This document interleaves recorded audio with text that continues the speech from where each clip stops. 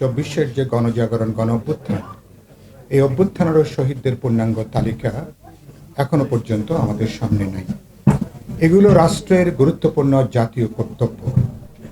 এই কর্তব্যগুলো বছরের পর বছর অবহেলা আর মধ্যে এগুলো শিকার হয়েছে। আর নির্বাচনের আগে সমস্ত অবৈধ অস্ত্র উদ্ধার করার জন্য আইন শৃঙ্খলা বাহিনী একটা কম্বিং অপারেশন করে। দেশব্যাপী তারা এক ধরনের চিরুনি অভিযান তারা করেন। এমনকি আমি নিজে সাক্ষী, গত প্রায় 50 বছরের নির্বাচনের আগের যে অভিজ্ঞতা, এমনকি যাদের বৈধ অস্ত্র থাকে সে অস্ত্রগুলোকেও অনেক সময় থানায় জমা দিতে বলা হয়, সব ইলেকশনে সেটা বলা হয়। তাহলে একটা হাদির এই ঘটনায় তার মানে এবং এটাতে দাঁড়াচ্ছে যে ধরেন 300 আসন, এক একটা আসনে যদি 10 জন করে প্রার্থী থাকে আর 300 যোগ 10 দেন 3000। আর রাজনৈতিক দলগুলোর তাদের একাধিক নেতারা যদি অস্ত্রের যদি লাইসেন্স চান, তাহলে 10, 15, 20 হাজার নতুন করে অস্ত্রের লাইসেন্স দেয়া হবে। তার মানে আফ্রিকার যেভাবে যুদ্ধ চলে, তার মানে আমাকে বন্দুক ঘাড়ে করে এবার প্রার্থীরা তারা নির্বাচনে প্রচারণা এবার তারা যুক্ত হবেন। রাজনীতির মূল উদ্দেশ্য হচ্ছে সমাজ থেকে শোষণ, অন্যায়, বৈষম্যকে বিতাড়িত করা এবং রাজনীতির কেন্দ্রে থাকবে মানুষ। অথচ গত 53 বছরের রাজনীতির কেন্দ্রে মানুষ না থেকে এখানে দুর্নীতি, লুটপাট, ক্ষমতা সেটাই চলেছিল। আপাত দৃষ্টিতে স্বাধীন প্রতিষ্ঠান যেগুলিকে সাংবিধানিক প্রতিষ্ঠান আমরা মনে করি, সেইগুলি পর্যন্ত যে ধরনের আচরণ করছে, এই সবগুলো জিনিসকে একসাথে মিলিয়ে বাংলাদেশ কোন পথে আসলে যাচ্ছে এটা আপনাদের সাথে আসলে আমরা শেয়ার করতে চেয়েছি এবং এখানকার রাজনৈতিক দলগুলিকে সাথে নিয়ে এই বিষয়টার আসলে এক ধরনের আমরা একটা ঐকমত্যের জায়গায় কাছাকাছি আসতে পারি কিনা। নাকি আসলে 6 দফার ভিত্তিতে যে যারা নির্বাচিত হয়ে আসবে তারা নতুন সংবিধান তৈরি করবে এবং সেই সংবিধান তৈরি করার জন্য কি আবার নতুন করে সংবিধান পরিষদের নির্বাচন হবে, নাকি একই নির্বাচনের ভেতর দিয়ে যারা নির্বাচিত হয়ে আসবে তারা দুইটা ক্ষমতা পাবে?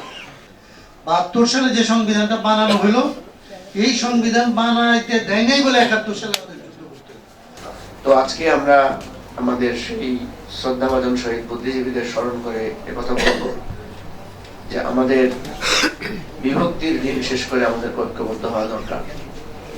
এখানে বারবার আলোচনা এসেছে, সাংবাদিকদের কেউ কেউ কখনো কখনো আমাদেরকে জিজ্ঞেস করে যে 71 আর 24-এর মধ্যে কোনো সংঘাত আছে কিনা বা কোনটাকে আপনি বড় করে দেখেন।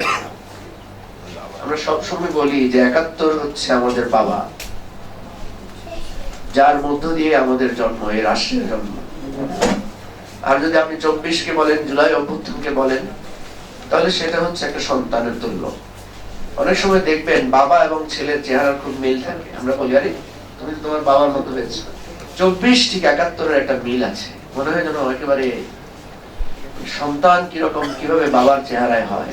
আর আজকের এই 15 তারিখে শহীদ বুদ্ধিজীবী দিবস এবং বিজয় দিবসের মাঝখানে আরও একটি জিনিস আমাদেরকে মনে করতে হবে যে এই ক্ষুদ্র নৃগোষ্ঠী বা জাতিগতভাবে যারা আছেন সংখ্যালঘু হিসাবে, তারাও কিন্তু অনেকে মুক্তিযুদ্ধে অংশগ্রহণ করেছেন, অনেকে।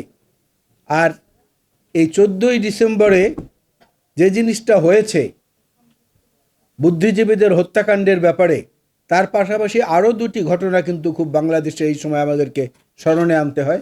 সেটা হচ্ছে যে এই বুদ্ধিজীবী হত্যাকাণ্ড কিন্তু শুধু 14ই ডিসেম্বর না, তারপরেও হয়েছে, স্বাধীন বাংলাদেশেও হয়েছে, যেটা জহির রায়হানকে দিয়ে শুরু হয়েছে। 14ই ডিসেম্বরের হত্যাকাণ্ডের শিকার তার ভাই শহীদুল্লাহ কায়সার, সারা জাগানো একজন বাংলাদেশের বিশিষ্ট বুদ্ধিজীবী। তাকে খুঁজতে গিয়ে কিন্তু জহির রায়হান নিখোঁজ হয়ে গিয়েছিলেন। জহির রায়হানের হাতে কিছু দলিল দস্তাবেজ ছিল, দালিলিক প্রমাণ ছিল যে কারা মুক্তিযুদ্ধের সময় মুক্তিযুদ্ধে অংশগ্রহণ না করে ক্ষয়ফূর্তি করে বেরিয়েছেন, আমোদ প্রমোদে লিপ্ত ছিলেন তাদের।